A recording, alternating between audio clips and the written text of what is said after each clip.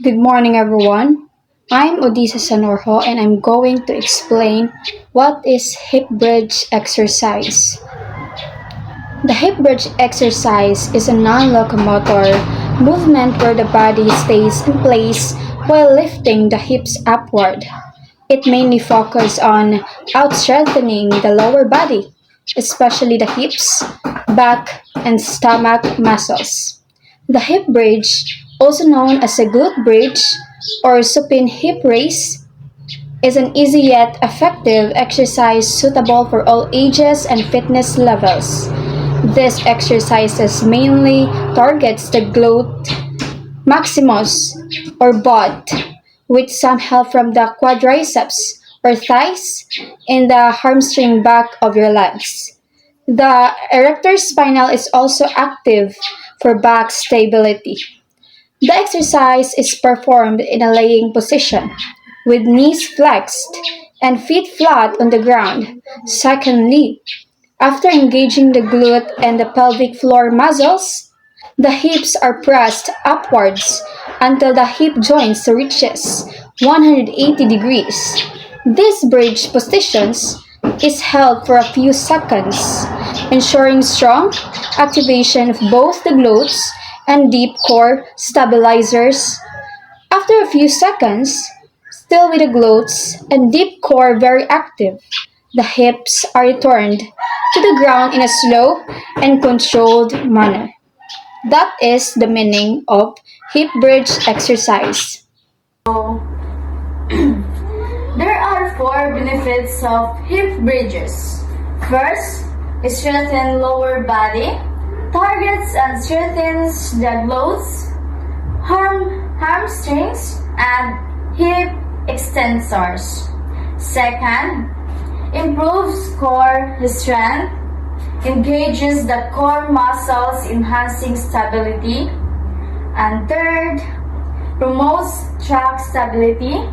It increases stability in the track and lumbopelvic region. And lastly, the fourth one is helps with daily movement.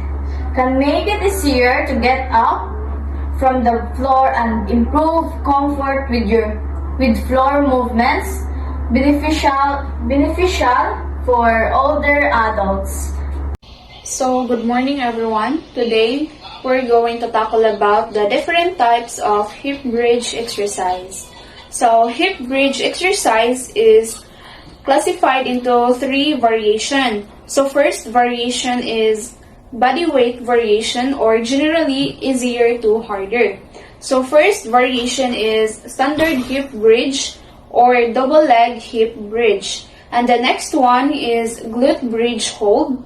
And the third one is marching glute bridge. And lastly is single leg hip bridge.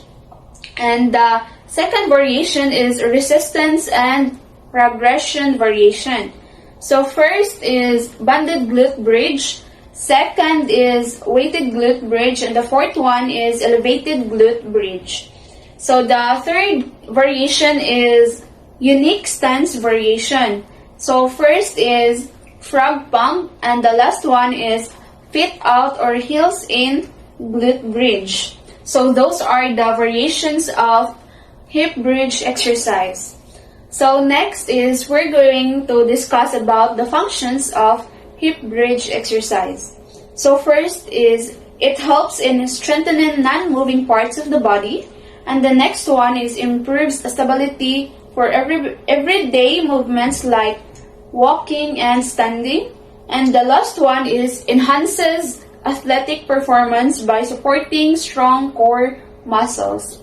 So let's proceed to step by steps. First is lie on your back. Lie on your back with your knees bent and feet flat on the floor. Hip apart, your arms should be resting by your side with your palm down, and yoga can make for bright and exciting first. So this is the first step. Lie on your back. Bend your knees. This one. And your arm should be this one.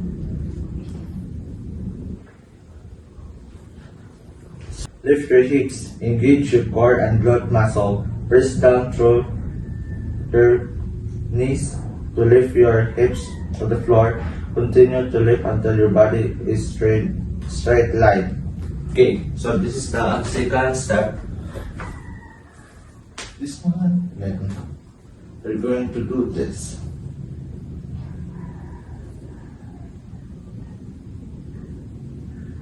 So squeeze and hold. Squeeze to grasp tightly at the top of the movement and hold this provide for a seconds or two, ensuring you don't mash your back. So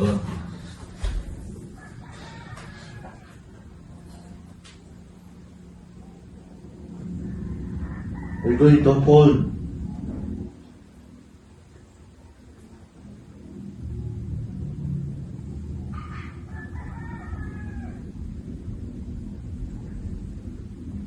The fourth one is lower slowly your high back down in a more starting position. You can control the motion. Repeat in this process for desired number of repetitions, typically 8 to 15 for toppings as more challenging goals. So the fourth is you're going to step by step the 1, 2, 3 and you're going to repeat. So let's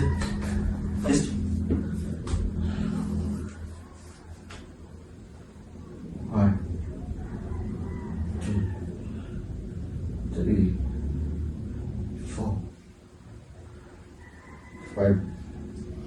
Lower slowly, so you need to slow.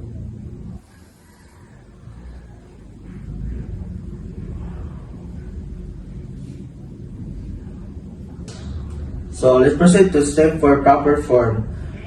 Keep your core engaged. To avoid hurting your lower back, keep your stomach pulled in and your core tight throughout the exercise. Second one is don't overextend. You should not lift your hips so high that your spine overextends. The movement should come from your hips, not your back. So what itong gibuhat niya, kailangan ang kanya itong ikuan, hips, not your back, okay? So, the third one is breathe correctly. So when you do the step by step or this exercise, you need to breathe exactly or correctly, diba? So, exhale as you lift your hips and inhale as you lower them back down. So, So the fourth one is check your foot position. Your feet should be flat on the floor. If your hamstring cramp, try to moving your feet slightly closer to your body. So check your position. So kailangan yung position sakto dyan kay maka-cramp or something nga na. So that's the step for proper form.